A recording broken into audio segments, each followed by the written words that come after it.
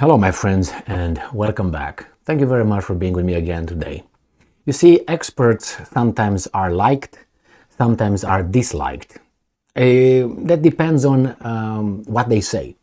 If they say what certain people want them to say, that's the experts for you. When an expert contradicts what, let's say, a government says about an issue, then that's somehow, I don't know, he cheated on his wife in the past, or he didn't pay $3 at whatever the parking lot. He did something, or he's a bad person, all right? Being a bad person, you will discredit that person, you will not take that person seriously, okay? I'm making it so it's clear.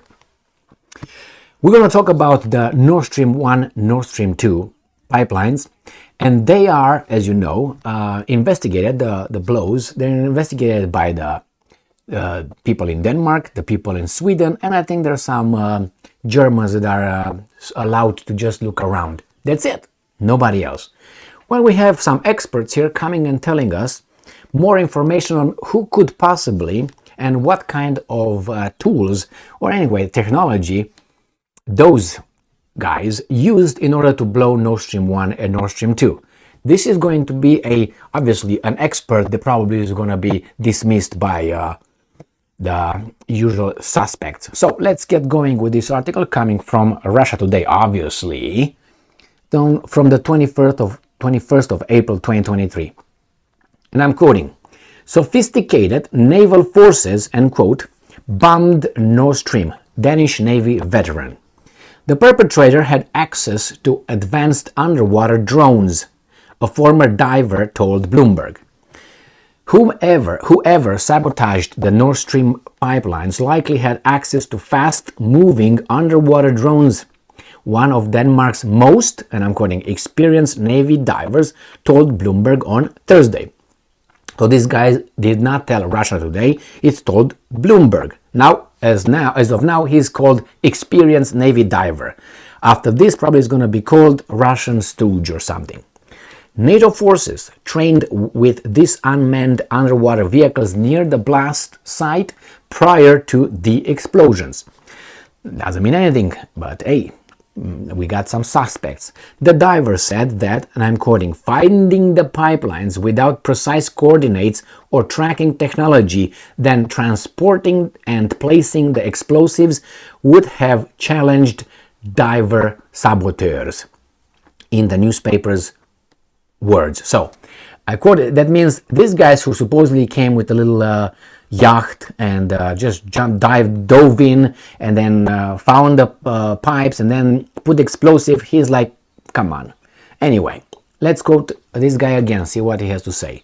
"The diver estimates the operation, including a safe ascent, would have taken an individual diver several hours.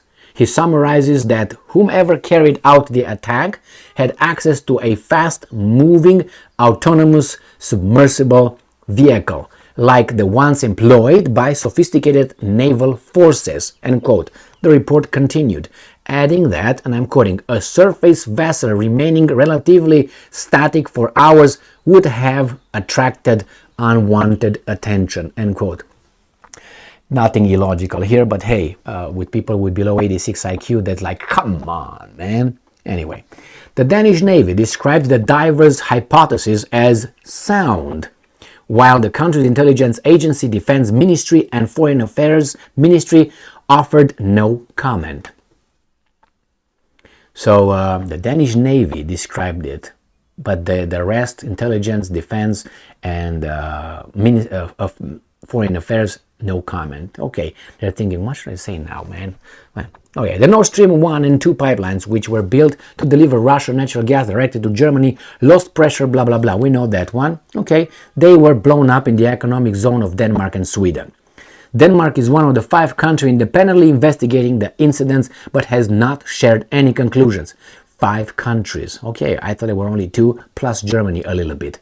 The divers' hypothesis seemed to disprove the theory promulgated by US and German spies in the New York Times and Washington Post that and I'm quoting, pro-Ukrainian group, end quote, yeah, that could be a CIA, a pro-Ukrainian group right there, used a rented yacht. He had, it was Onassis yacht and the Jackie Kennedy, anyway, to ferry explosives to the blast site. The intelligence officials quoted by both newspapers made no mention of the supposed group having at their disposal underwater drones. NATO militaries do, however, have access to these unmanned subs. All right, they do have NATO.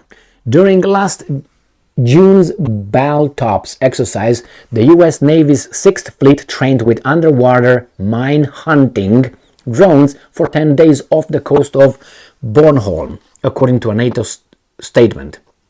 The Ukrainian government has also received 6 of these drones from the UK, and although the 6th Fleet trained Kiev's forces in operating them, no evidence has emerged placing Ukrainian operators near Bornholm last summer. According to a report by American journalist Seymour Hersh, US Navy divers used the Baltops drills as cover to plant the explosives, aided by their Norwegian counterparts, citing a source from the direct knowledge, I'm quoting, of the operational planning, end quote. Hersh said that the sabotage mission was planned by the CIA under the direct orders of President Joe Biden. Between his cereal meals or sleep, 23 hours and 45 minutes daily sleep that he takes. He's only, up for about 15 minutes. They prop him, show him to us, and then they put him back in his crypt. Multiple U.S. officials have denied Hersh's version of events, and a former CIA operative,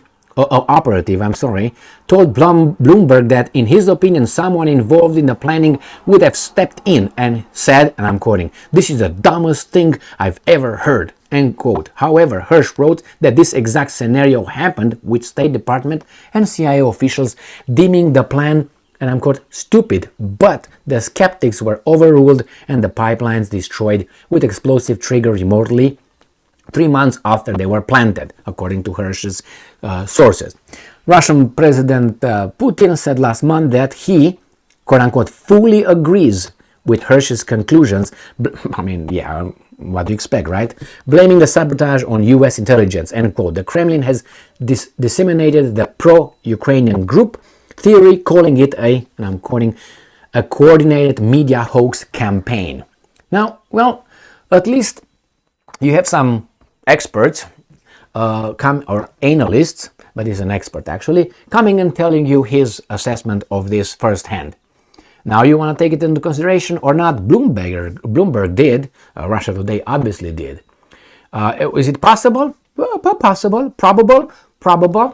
But still, you can't point the finger exactly. It doesn't mean that if I have a gun and 7 other neighbors have guns, and there's a crime by shooting somewhere over there, it doesn't mean that we 8 of us, one of us did it. Possibly one of us, possibly. But this is what you know. There are some others that you don't know about having maybe guns. Anyway, so just a little example here. What do you think? I definitely do not believe the scenario with Onassis yacht with 6 guys and a girl.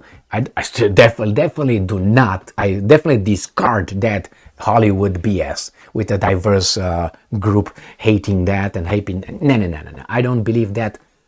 Zero. But that's, believe me, there are people who believe it 100%. And hey, good for them, because they believe what the government tells them all the time, which is fine.